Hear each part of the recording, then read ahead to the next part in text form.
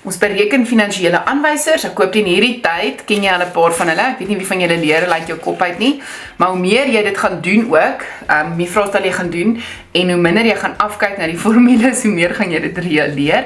Winsopslag behaal. Nou jy moet al weet in hierdie tyd dis bruto wins gedeel deur koste van verkope maal met 100. Dan gaan ek die persentasie winsopslag kry, nê.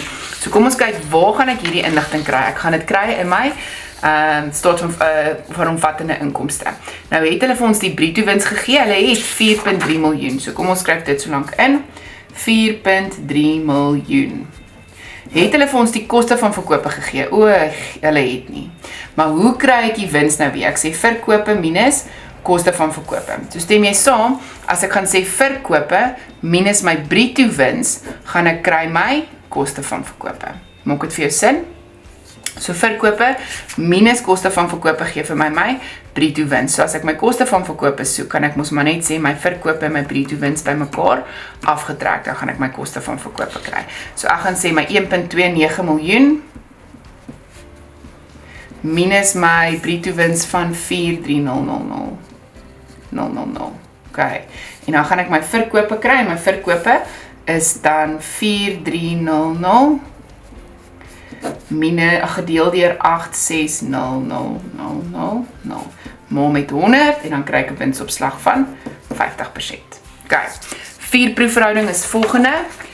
Die 4-proefverhouding moet jy nou weet is bedryfsbates, maar wat's belangrik van die 4-proefverhouding? Minus my handelsvoorraad tot my bedryfslaste. Waar kry ek daai inligting? In my staat van finansiële posisie. So kom ons kyk na die staat van finansiële posisie. Daar is my totale bedryfsbates. Jy moet eintlik weet watter notas en wat dit behels, nê. So totale bedryfsbates is mos nou jou kontant en kontant-ekwivalente, handels en ander ontvangbares en voorraad, nê. Dis daai 3 notas. So daar is jou totale bedryfsbates, so dis 1535000.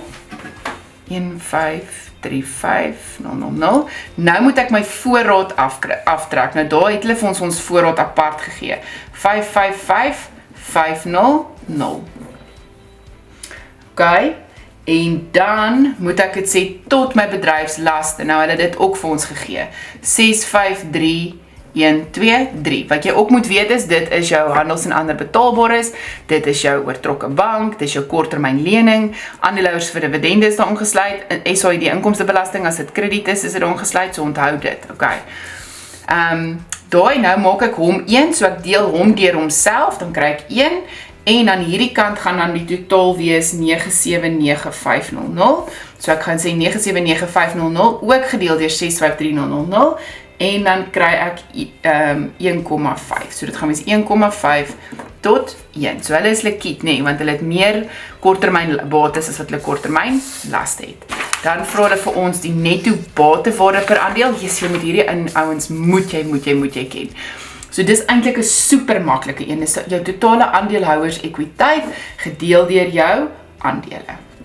Nou wat is jou totale aandeelhouers ekwiteit? Dis jou totale aandele kapitaal plus jou behoue inkomste. Onthou dit. Hulle gee dit nie altyd so maklik soos hier nie. Hier het hulle dit vir jou gegee. Totale aandeelhouers ekwiteit. Okay, hulle het klaar vir jou die totaal gegee. So dit was 99600. So 99600. Nog 'n nulletjie by. 9960000. So dis jou aandeelhouers ekwiteit gedeel deur jou totale aandele uitgereik. Onthou dit, nê? Nie gemagtig nie, uitgereik. So dan was daar is reeds 1 miljoen aandele uitgereik op 28 Februarie. So ons gaan dit gedeel deur 1 miljoen. Okay, en dan maal met 100 om die hoeveelheid sente te kry. So dis 996 sent. Of jy kon dit nie met 100 gemaal het nie, dan sê jy gekry het R9.96. Dit is nou nogal 'n belangrike punt, nê. So as jy dit maal met 100, dan kry jy die sente. As jy dit nie maal met 100 nie, dan kry jy die rande.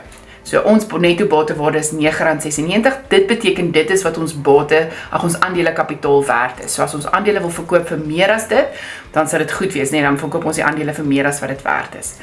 Die persentasie opbrengs op gemiddelde aandeelhouersbelang, yes ouens, hierdie ouetjie is net so belangrik, nê?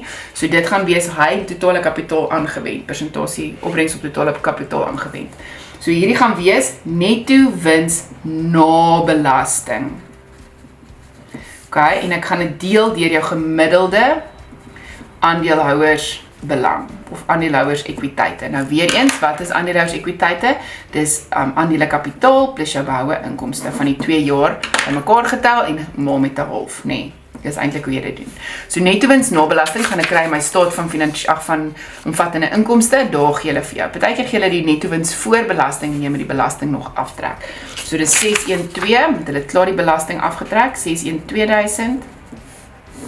Nou moet ek dit hierdie gemiddelde aandeelhouersbelang of aandeelhouersekwiteit, so dit gaan wees daai ene plus daai ene maal met 'n half of gedeel deur 2. So dit gaan wees 8640000 plus 9960000 en ek gaan dit maal met 'n half. Onthou daai half neem, want is die gemiddelde.